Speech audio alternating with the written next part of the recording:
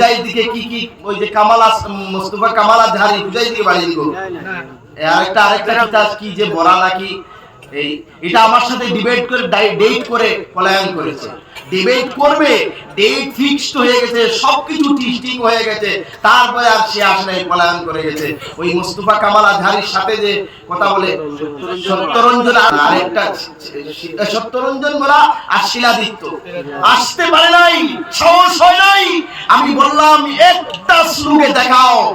একটা কোরআনের আয়াত বের করে দাও যেখানে সন্ত্রাসী শিক্ষা দেওয়া হয় অপব্যাখ্যা করে রাজনৈতিক ব্যক্তিত্বের কাছ থেকে ধর্ম শিখলে হবে না ধর্মের মতো চলে দেখুন হিন্দু ধর্ম কত সুন্দর কত ভালো হিন্দু ধর্মে লেখা আছে নদীতি ও নদীতি ও চতুর্থ নবচ্চাদে নপঞ্চম ষষ্ঠম নষ্টম নবম দশম নবচ্ছাদে যো একম দেবৃতং সেখানে আছে নদীতীয় চতুর্থ নবচ্ছাদে ঈশ্বর এক 2 4 5 6 7 বলে কোনো ঈশ্বর নেই যো একম দেব যারা এই পৃথিবীর মানুষকে মানবীয় হিসাবে দেখে এক ঈশ্বরের সৃষ্টি হিসাবে দেখে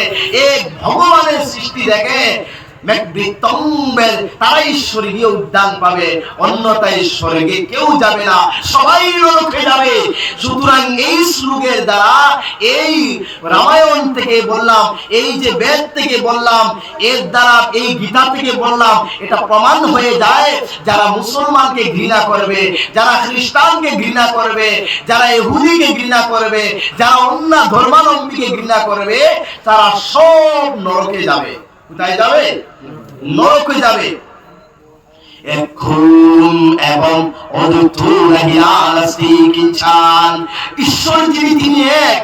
তার 2 নাই 3 নাই जर्राह परिमाण নাই कुल हु अल्लाहु अहद ऐ नबी आप कहां दीजिए कि अल्लाह एक है अल्लाहुस समद अल्लाह तो बेनियाज है ला इलाहा ইল্লাল্লাহ আল্লাহ ছাড়া কোনো ইলাহ নাই লা ইলাহা দিবাপম ইল্লা ইলাহা পরম পদম জন্মজয়ী কন্ডিত নবী মুহাম্মদ এখানে আছে লা ইলাহা দিবাপম ইল্লা ইলাহা পরম পদম আল্লাহ ছাড়া কেউ তোমাকে ক্ষমা করতে পারবে না জন্মজয়ী কন্ডে যদি জান্নাতে যেতে চাও স্বর্গ রাজ্যে যেতে যায় তো নবী মুহাম্মদ তাহলে মুহাম্মদের জপ করো সুবহানাল্লাহ সুবহানাল্লাহ সেই জাতি আমরা সেই ঐতিহ্য আমাদের কোরআন হাদিস এইগুলো আমরা ভুলে আজ আমরা দুনিয়া নিয়ে ব্যস্ত আছি আমরা ভুলে গেলাম জান্নাতের কথা আমরা ভুলে গেলাম জাহান্নামের কথা আমরা ভুলে গেলাম কিয়ামতের মাঠের কথা আমরা সব কিছু ভুলে এমন এক পরিস্থিতি আমাদের আমরা যে চিরস্থায়ী মনে করেছি যে আমরা কেউ মারা যাব না আমরা সবাই থাকবো আমরা কেনই পৃথিবীতে আসলাম আর কেনই বা চলে যাব সেই লক্ষ্য এবং উদ্দেশ্য ভুলে গেছি আল্লাহ তাআলা আমাদেরকে বলছেন আফা হাসিবিতুম আন্নামা খালাকনাকুম আবাসা আল্লাহ বলে হে পৃথিবীর মানব জাতির মুসলমান জাতি তোমাদেরকে আমি অনর্থক করে দুনিয়ায় পাঠাই নাই তোমরা কি মনে করেছো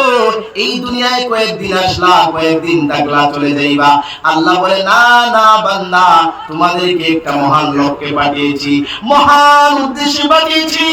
সেই উদ্দেশ্য আজ ভুলে যাওয়ার কারণে আজ আমরা বিভ্রান্ত হয়ে গেছি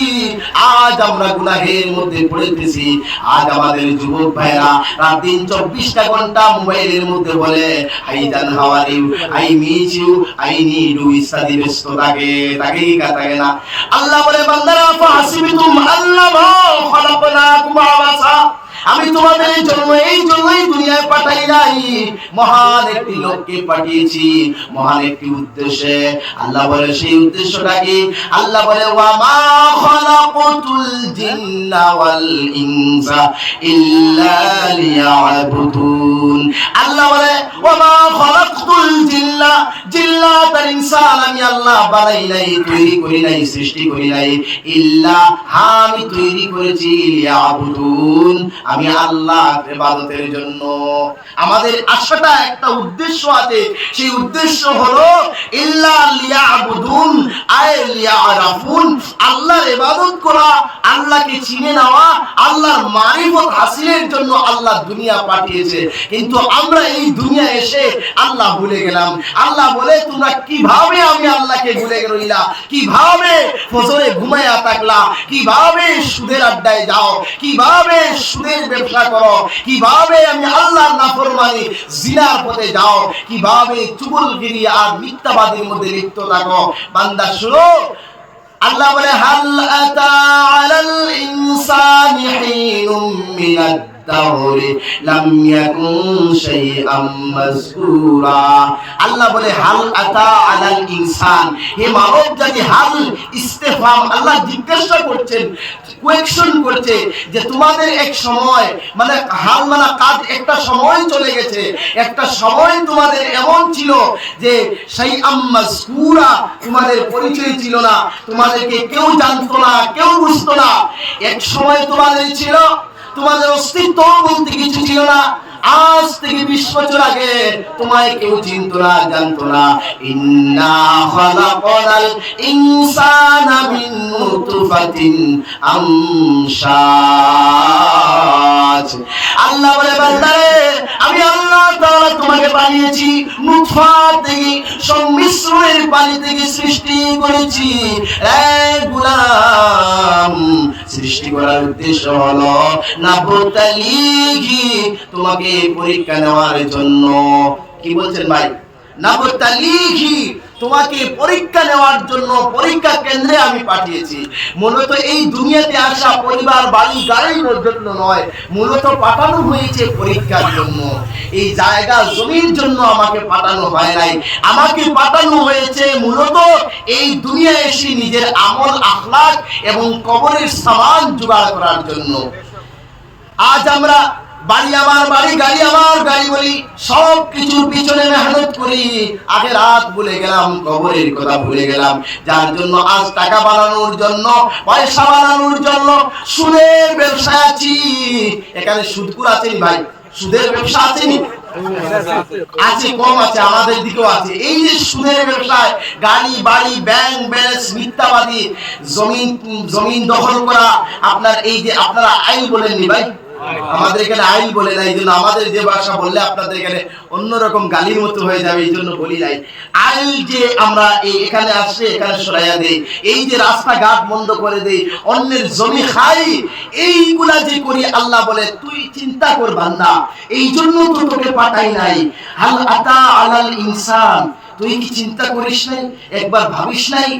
হিনুম মিনাদ দাহরি লাম ইয়াকুন শাইআম মাযকুরা, তোর তো পরিচয় ছিল না, কেউ তোকে চিনতো না, কেউ তোকে জানতো না। এখান থেকে আমি ইন্না খালাকনাল ইনসান, আমি তোকে বানিয়েছি মিন নুতফাতিন আমশাজ, সংমিশ্রণের পানির দ্বারা, নাবতালিহি, তোকে পরীক্ষা দেওয়া হবে। এই পরীক্ষার কেন্দ্রে এসে আল্লাহ বলে তোমাদের আল্লাযী খালাকাল মাউতা ওয়াল হায়াতা লিয়াবলুয়াকুম আইয়ুকুম আহসানু আমালা। বান্দারে, তোমার জীবনের মরণের রহস্য হলো, তোমার জীবনের মরণের রহস্য হলো একটাই মাত্র কারণ হলো পরীক্ষা নেওয়া হবে, কে কতটুকু ভালো আমল করতে পারো।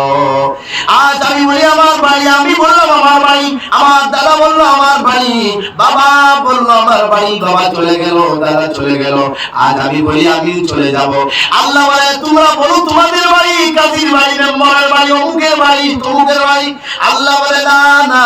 এটা কারো বাড়ি না, এটা হলো পরের বাড়ি।